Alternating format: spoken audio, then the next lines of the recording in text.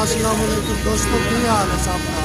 आज थानू जनाब सुनाते ने हज़रत मियां मोहम्मद बख्श साहब के कोई 2-3 शेर जी उस्ताद।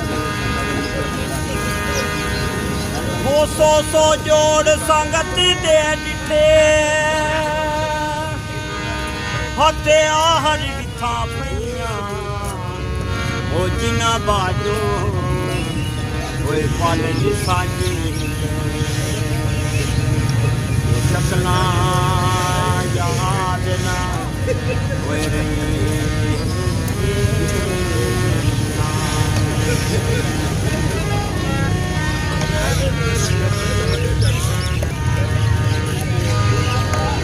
हो कर्मा बाज प्यारिया झूड़ी कोई ना वो पावे सिर ते लाला दी पंज होने कोई बीजी कणक ते उग पुगा दी पैदा पावे खास में आई दी वो झूठे हो के जा बाजार विकदे ओए भावी मगर दा लाला दी जंड होवे ओ पाइयां बाज मोहम्मद दा खंड नंगी भावे मगर कबीले दा त्रंज होवे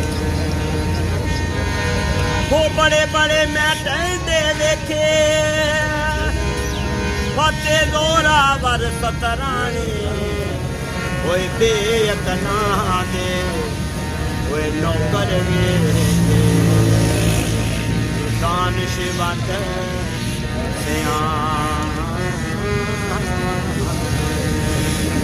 ओ मर्द वंगारे ओ कदी दे हारे ते हुंदे नी शेर मरे ओए मरना उते आउंदे नाल ओए औखे सौखे ओए मरना उते आउंदे नाल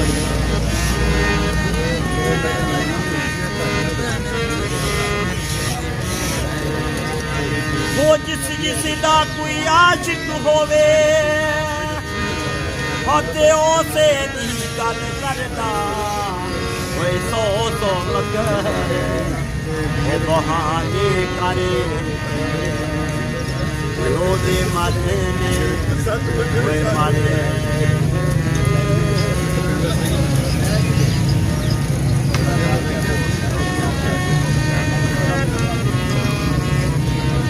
होए उच्चे टिपे शेरा मले हते छम मले मुगराया ओए चारे कोटा ओए मौत में मलिया कर्म करी रब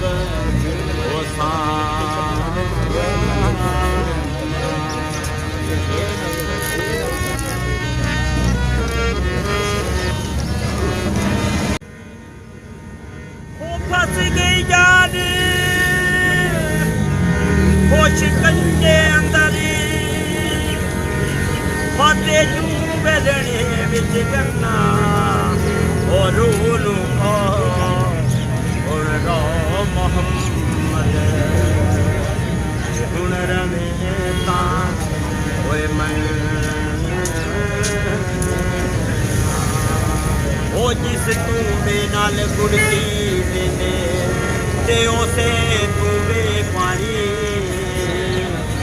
ओ कोई आने बेल मोहम्मद ओए ओ कोई आन मुकानी ओ कोई आने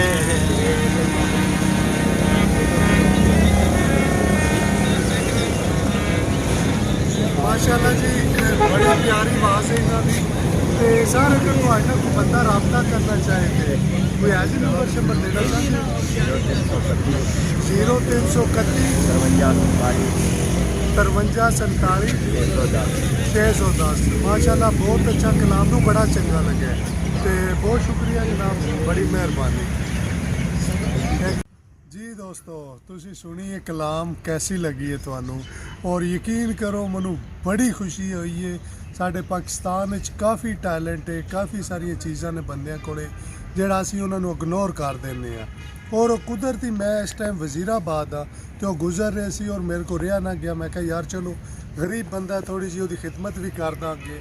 ਔਰ मैं सुनिया यकीन करो ये तो मैं इतना को अच्छा लग रहा है। और उत्थे क्योंकि असी बिल्कुल रोड के उपर सी, माजरत मैं कोई ना ही माइक लै गया सी ना कोई चीज़, तो इस वास्ते सानू समझो जी कि एमरजेंसी बनानी पई।